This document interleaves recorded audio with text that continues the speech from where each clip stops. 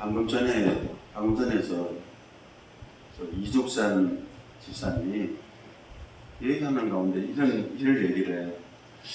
내가 가보니까 이 교회 성도들은 발자만 남은 것 같아. 그 얘기해가지고 그 말 들으면서 내 마음에 좋더라고. 좋고 그러는데 오늘 이런 말씀은요.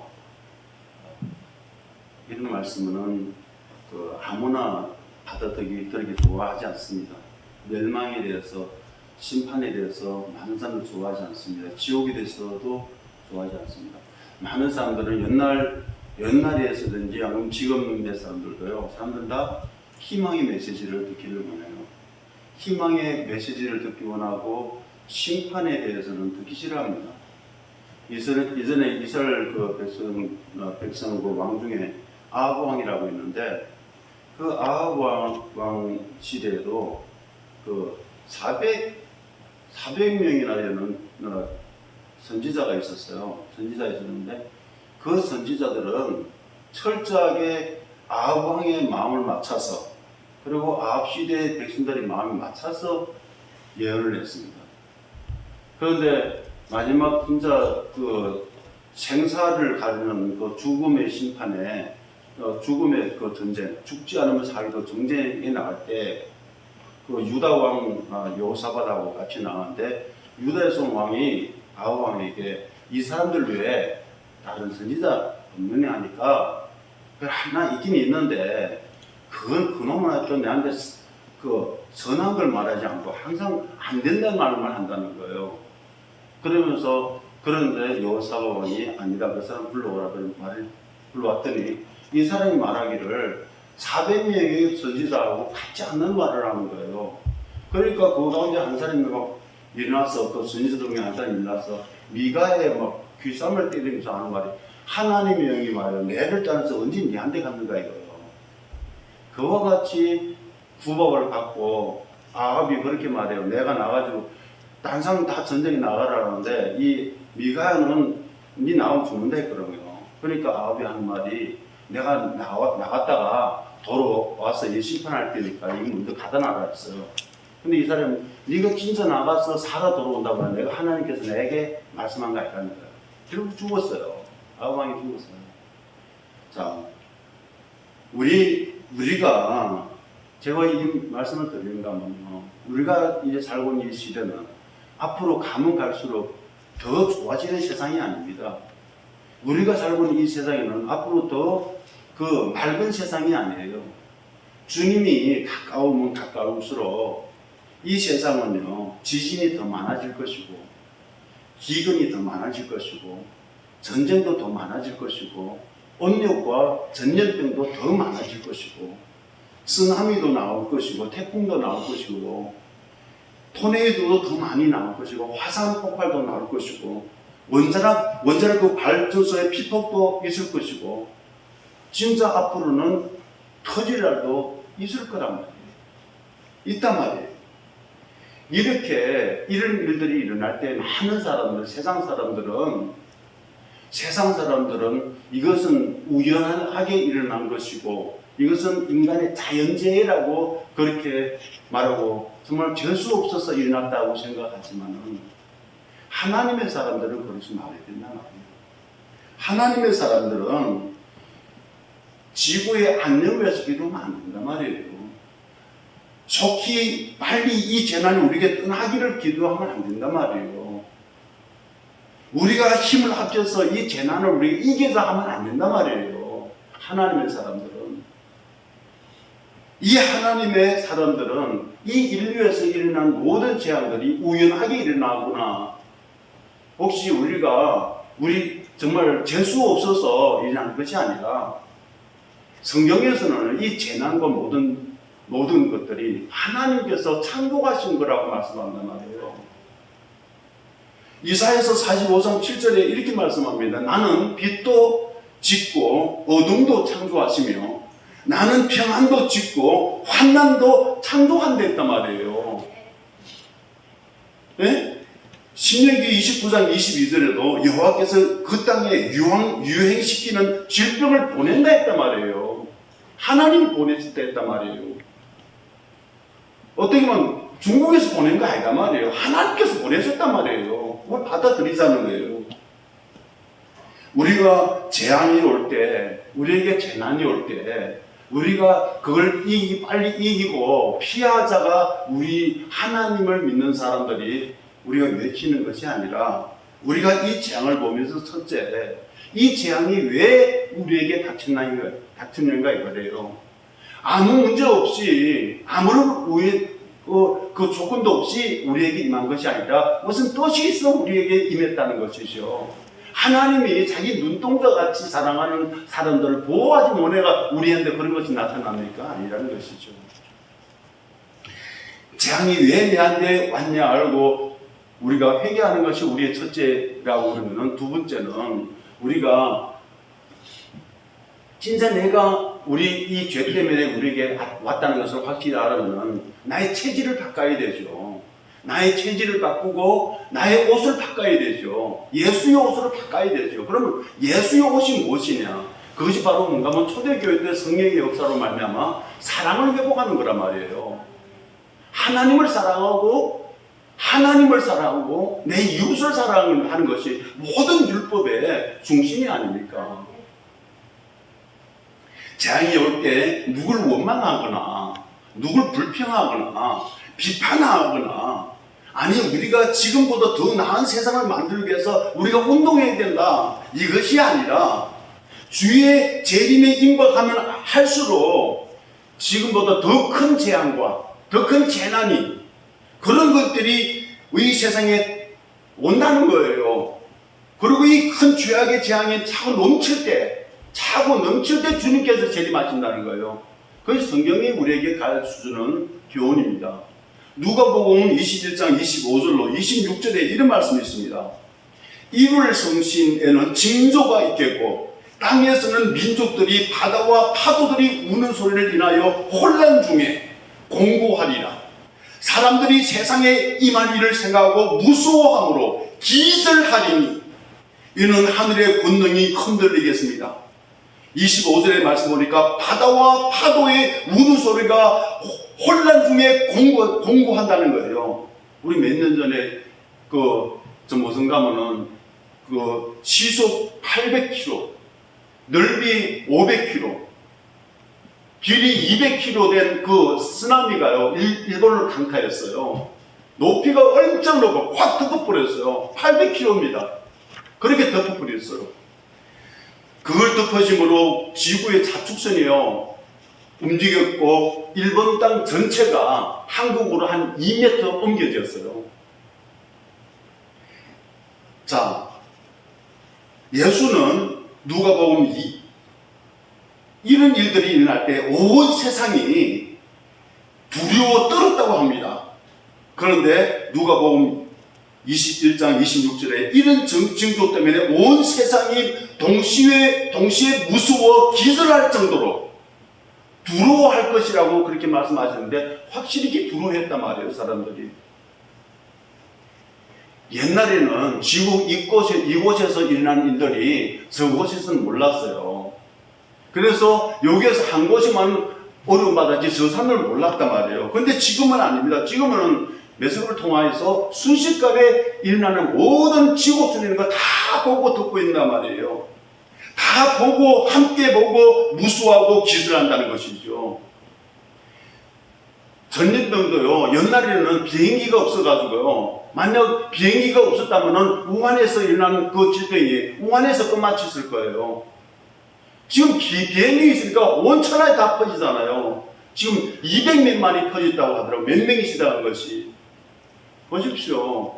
주님의 말씀은 1.1핵도 변함이 없고 그대로 이루어진다는 거예요. 한 곳에서만 두루워 떠는 것이 아니라 온 천하가 두렵게 만든단 말이에요. 이럴 때 우리가 어떻게 해야 되는가 이거예요. 사람들은 이 뉴스를 보면서 지금 이 시대를 살아가는데 그 일어나는 모든 일들을 통하여서 감당해내기가 어렵다는 게 지금 사람들 힘으로는. 이런 곳이 우리가 삽니다. 그런데 앞으로 보십시오. 계시록 6장 12절로 14절에 보니까 이거보다 더 큰 일들이 일어난다고 합니다.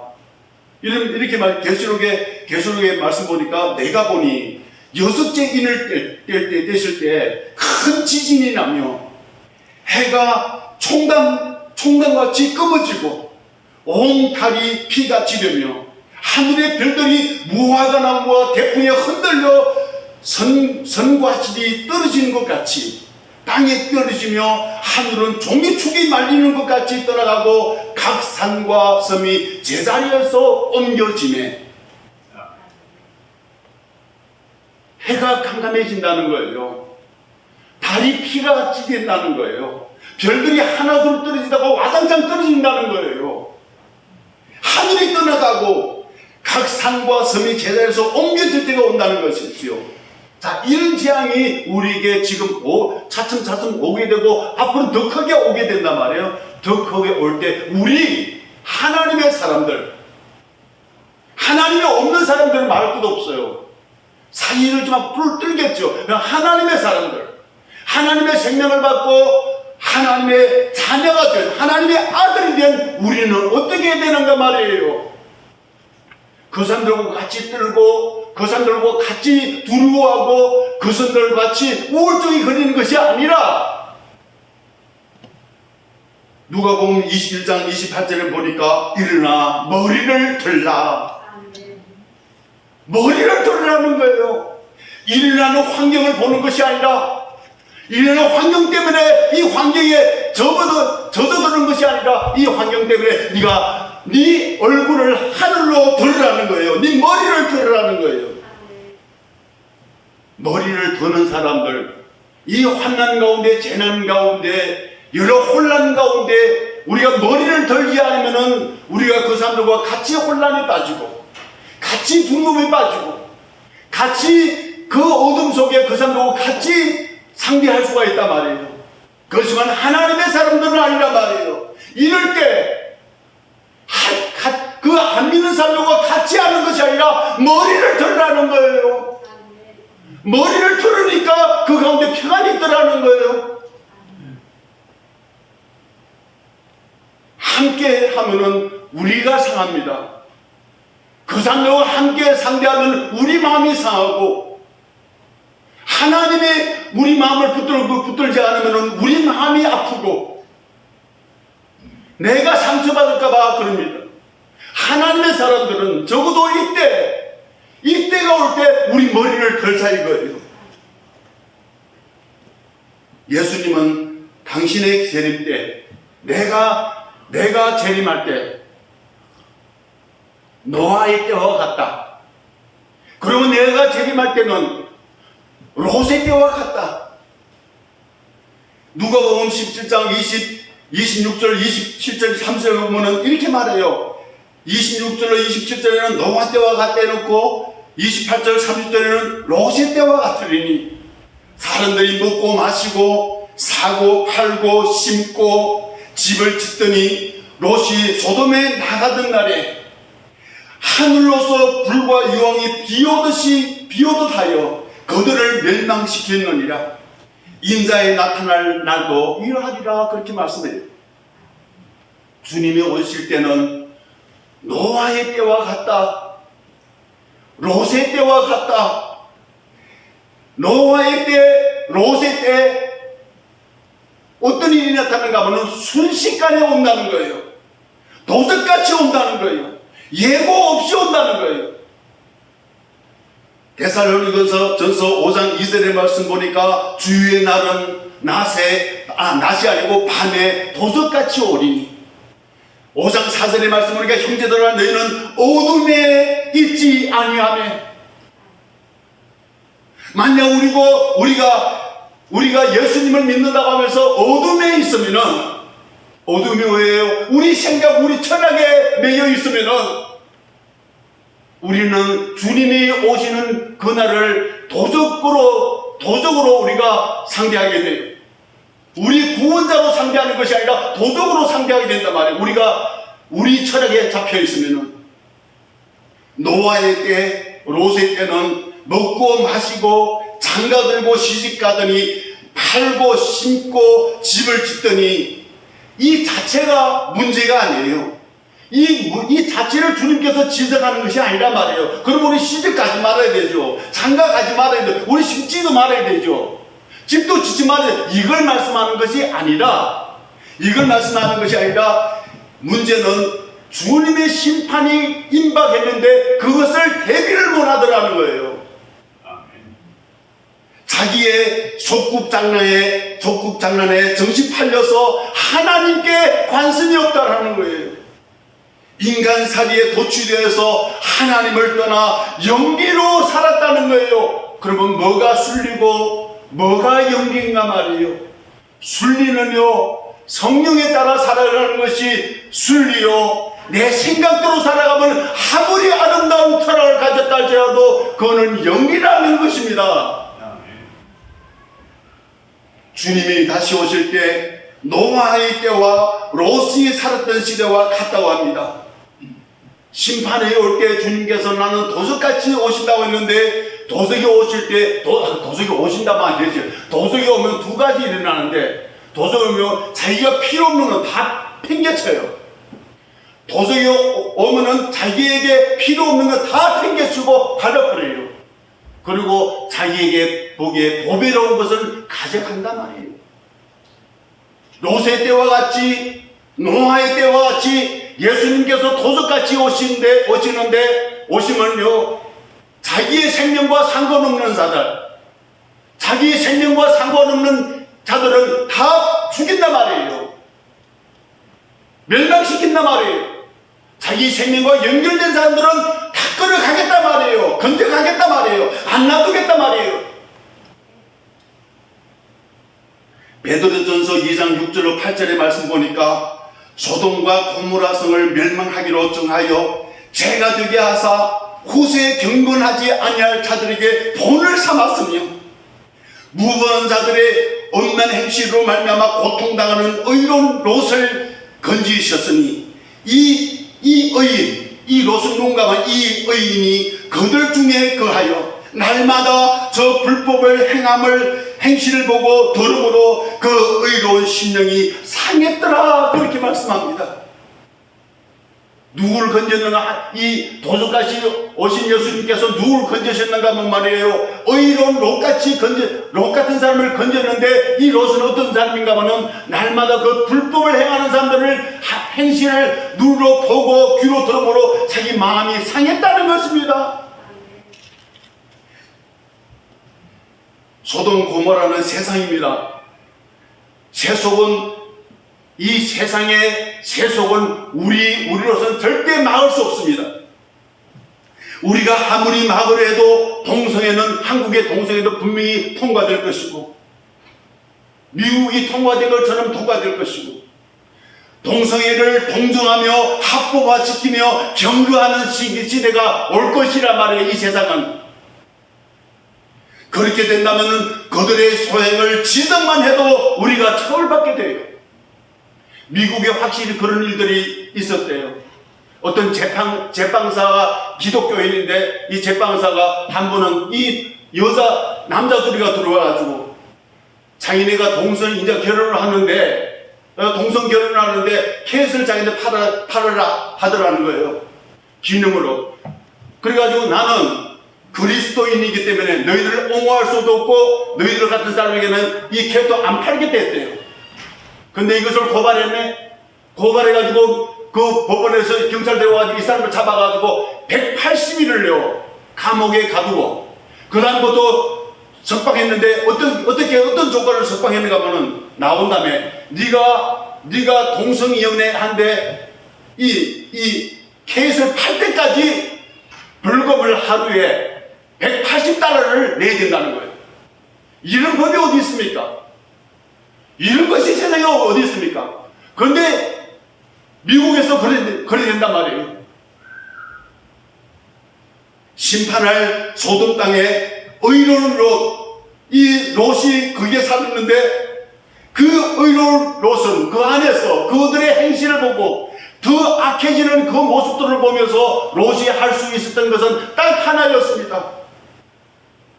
울었습니다. 마음이 아파 울었습니다. 뭐 할까요? 양이 예수님께서 자기 제자들을 보내면서 내가 너희들을 파송할 때 양이 이리 속에 보내는 것 같다. 이 속에 있는 우리 양들이 뾰족한 발톱이 있어요. 예리한 이빨이 있어요. 우리가 뭐합니까? 그 사람들하고 뭐 싸웁니까? 이길 수 있는 조건은 하나도 없어요. 그러면 우리는 어떻게 해야 되는가 말이에요? 할 수 있는 것이 하나 있단 말이에요. 그런 위를 쳐다보면서 우는 것밖에 없다는 거예요. 울 수밖에 없다는 거예요. 아버지 어떻게 하겠습니까? 나는 어떻게 바꿀 수 없습니다. 법을 바꾸겠어? 사람을 바꾸겠어요? 호적을 바꾸겠어요? 내가 무엇을 하겠는가 말이에요. 아무것도 할 수 없단 말이에요. 때리겠어요? 총칼을 가지고 나가겠습니까? 아무것도 할 수 없단 말이에요. 그러니까 구부려서 위를 쳐들어 하나님 바라보면서 운다는 거예요. 마태복음 5장의 말씀 보니까 심령이 가난한 자는 복이 있나니 천국이 저희 것이며 애통하는 자는 복이 있나니 그들이 위로를 받아. 누구의 위로를 받아요? 하나님의 아버지의 위로를 받는다는 거예요. 시편의 51편의 17절 말씀 보니까 하나님께서 구하시는 대사는 상한 심령이라 하나님이여 상하고 통회하는 마음을 주께서 멸시하지 아니하시리라 합니다. 창세기 49장 21절의 말씀 보니까 납달리 파가 있는데 납달리 파는 노인 암사슴이라 아름다운 소리를 팔아들어 한다는 것입니다. 이 납달리는 암노루와 같은데 이 암노루가 앞다리는 짧고 뒷다리는 크기 때문에 환난이 없고 누가 맹수가 자기를 쫓아올 때 그가 할 수 있는 것은 유일하게 위로 올라간다는 거예요. 올라가고 뛰고 계속 쫓아오니까 제일 꼭대기 올라가서 갔을 때 이 납달리는 더 올라갈 데 없으니까 자기 머리를 쳐들고 그렇게 저렇게 울더라는 거예요. 그 저렇게 우는 그 목소리를 하나님께서 우리 성도에게 비유하면서 하는 말이 그 소리가 아름다운 소리라는 거예요. 우리 뭐합니까? 우리가 뭐합니까? 그 불법 행실 보면서 우리가 뭐합니까? 그때 하나님의 심판 때 하나님의 환경이 이 세상에 넘쳐날 때 당신만 바라보며 우는 사람들을 주님께서 보고 계시고 기억하신다는 것입니다. 근데 여기 본문의 말씀 보니까 롯과 롯의 딸 그리고 롯의 처녀가 같이 살았다 할지라도 아니 자기 사위들도 있었죠. 그렇지만 그 사람들은 다 롯과 같지 않았습니다. 롯의 처는 롯과 같이 그런 신앙을 갖지 못했습니다. 그러니요 롯의 처는 하나님을 믿었어요. 하나님을 믿었고 구원받은 가족이지만은 그는 이런 신념을 가졌어요. 내가 하나님을 믿는다 할지라도 세상을 떠나서 우리가 어떻게 살 수 있을까? 나는 세상에 살기 때문에 세상을 떠나서는 살 수 없다고 하는 신앙을 가진다는 거예요. 롯은 반대로 이 험악한 세상, 이 죄악된 세상, 불법의 세상을 보면서 울었는데 롯은 이 세상을 누리고 살았다는 거예요.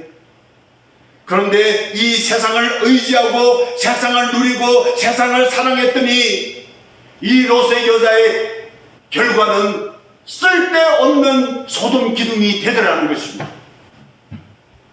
보십시오. 하나님은요 사랑이시지만 하나님은 공의로우신 하나님이십니다. 당신이 재림하실 때 노아의 때와 롯의 때와 같다고 그렇게 말씀합니다.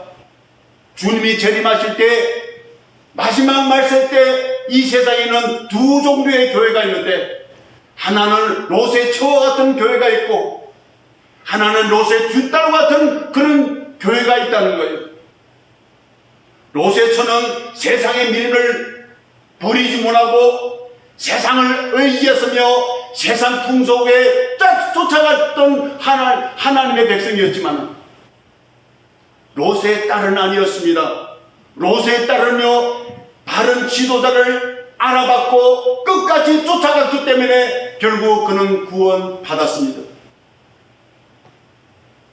예수님은 당신의 재림 때, 노아의 때, 롯의 때와 그렇게 같다. 그때와 같다 그렇게 말씀합니다.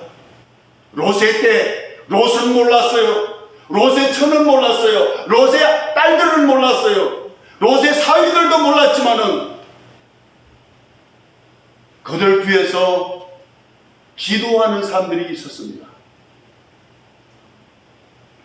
하나님 바로 이런 사람 기도하는 사람을 통하여서 자기의 백성들을 구원한다는 거예요. 바로 이런 사람들 때문에 다른 사람들의 운명이 바뀌어졌다는 것입니다. 창세기서 19장 29절의 말씀 보니까 하나님의 덜의 성들을 멸하실 때, 롯이 거하는 성을 엎으실 때, 아브라함을 생각하사, 할렐루야, 아브라함을 생각하사 롯을 그 엎으시는 중에서 내어 보내셨더라 말씀합니다. 하나님이 소돔성을 심판할 때 아브라함을 생각했다는 거예요. 아브라함의 그 기도가 생각났다는 거예요. 롯이 소돔성에서 구원받은 것은 우연하게 구원받은 것도 아니요, 내가 잘해서 구원받은 것이 아니라 아브라함을 생각해서 구원했다는 거예요. 아브라함의 능력이 있다면 다른 것이 아닙니다. 아브라함의 능력이 있다는 것은 바로 아브라함은 남들이 보지 못하는 것을 보았고 남들이 알지 못하는 비밀을 알았기 때문에 하나님의 비밀과 하나님의 뜻을 붙들고 하나님 앞에 기도했던 사람이라는 것입니다. 하나님이 소돔 땅을 심판하기 전에 먼저 아브라함을 찾아갑니다. 그렇게 가서 그 심판을 알려주시는데, 이 소돔 땅을 심판하시겠다 알려주는 것은 이 심판을 하는 것을 네가 알았으니까 이 심판 위에 너에게 속한 자들 위해서 기도하라는 것입니다. 하나님의 뜻은 그때나 이때나 아무도 멸망하지 않고 다 회개하게 이르기를 원하신다 말씀하십니다. 디모데서에 보면은 2장 4절을 보니까 모든 사람이 구원받으며 진리를 아는 데 이르기를 원하신다 말씀합니다. 하나님은 원하십니다. 하나님은 한 사람도 심판 아래 사는 것이 아니라 심판 가운데서 구원받기를 원하신다는 것입니다. 롯의 때와 같이 지금도 하나님은 이런 하나님의 자기의 뜻을 알고 저 멸망받을 인간을 위해서 대신 중보 기도하는 사람들을 찾고 있다는 것입니다. 아모스 3장 7절의 말씀 보니까 주 여호와께서는 자기의 비밀을 그 종 선지자에게 보이지 아니하시오는 결코 행하심이 없으시리라 말씀한다는 것입니다. 자기 종에게는 알려준다는 거예요. 내가 어디 심판하겠다 알려준다는 거예요. 요나에도 알려줬잖아요. 아브라함에도 알려줬잖아요. 노아에도 알려줬잖아요. 알려준다는 거예요. 알려주는 이유가 무엇이냐? 그 영혼들을 위해서 기도하라는 것입니다. 지금 이때에도 하나님께서는 자기의 양떼들을 때에 따라 양식을 나눠주는 종들을 찾고 있습니다. 이런 사람들 때문에 하나님은 롯에게 구원자를 보냈습니다.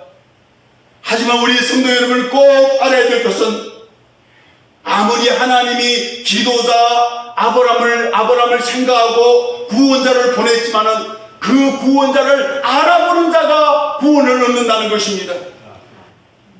롯이 두 천사가 자기 가족을 구원해 줄 자임을 알아봤고, 그 구원자임을 알아봤기 때문에 간청했고 자기 집으로 모셔드렸고, 그들을 보호하기 위해서는 자기 두 딸까지도 내어줄 수 있는 그런 믿음을 가졌다는 것입니다.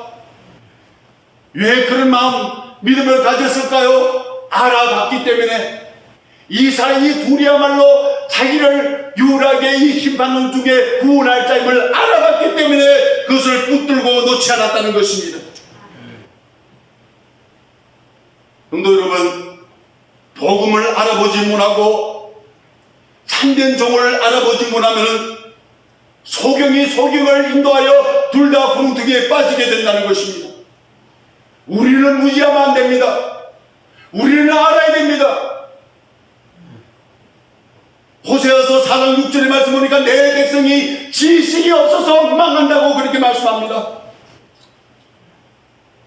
롯의 두 사위는 농담으로 여겼습니다. 그렇기 때문에 우리는 알아봐야 됩니다. 하나님의 종을 알아봐야 된다는 것입니다. 복음을 알아봐야 된다는 것입니다. 그래서 에베소서 1장 17절로 19절의 말씀 보면은 바울이 에베소 교회로서 꾸럭대로서 하나님 앞에 기도하는 기도의 내용이 중심바라는 것을 알게 하옵소서, 알게 하옵소서, 알게 하옵소서입니다. 요한복음 17장 3절의 말씀 보니까 영생한 곧 유일하신 참 하나님과 그 아들 예수 그리스도를 아는 것이라고 말씀합니다. 알아야 우리가 그분을 붙듭니다. 알아야 그분을 놓지 않습니다. 알아야 그분을 따라갑니다. 모르면 왜 따라갈까요? 무지하면 안 따라가죠. 소돔성의 백성들은 무슨 일이 일어날지 모르고 있었습니다. 단방 불이 내려오는데 그들은 모르고 있었습니다. 복음을 말했는데도 농담으로 여깁니다. 심판이 시작됐는데도 왜 이런 심판이 일어나느냐 알지 못합니다. 거기 불 떨어지면 물불 있겠죠.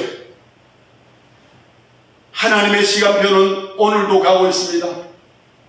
분명히 알아야 할 것은 하나님의 정말 하나님의 때에 꼭 분명하게 이 땅에 임한다는 것입니다. 그러므로 롯의 딸들처럼 하나님의 바른 종, 참된 종을 알아보고 그 참된 종을 붙들고 내가 모든 것을 다 내려놓을지라도 그 종을 붙들고 그 종을 따라가야만이 우리가 구원을 받는다는 것입니다.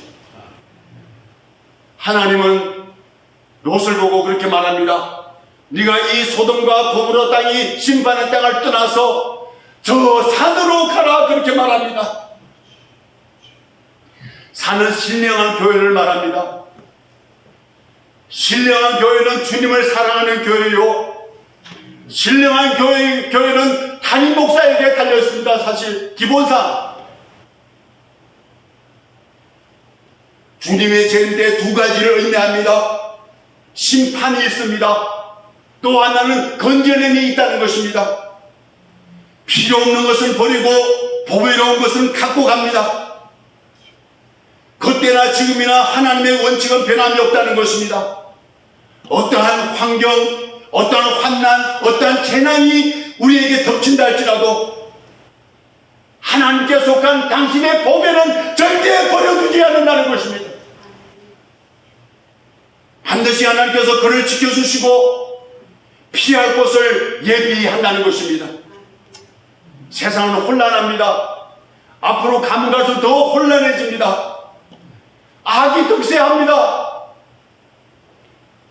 하지만 하나님의 교회는 그렇지 말아야 됩니다. 하나님의 교회는 그때일수록 주님을 더 사랑하고 형제자매 더 사랑하고 성령의 음성을 사모하는 교회. 그래서 이 시대에 구원받는 백성들이 피난처로 인도되는 그런 교회, 그런 이 시대의 방주와 같은 그런 교회가 되어주시기를 예수님의 이름으로 축원드립니다.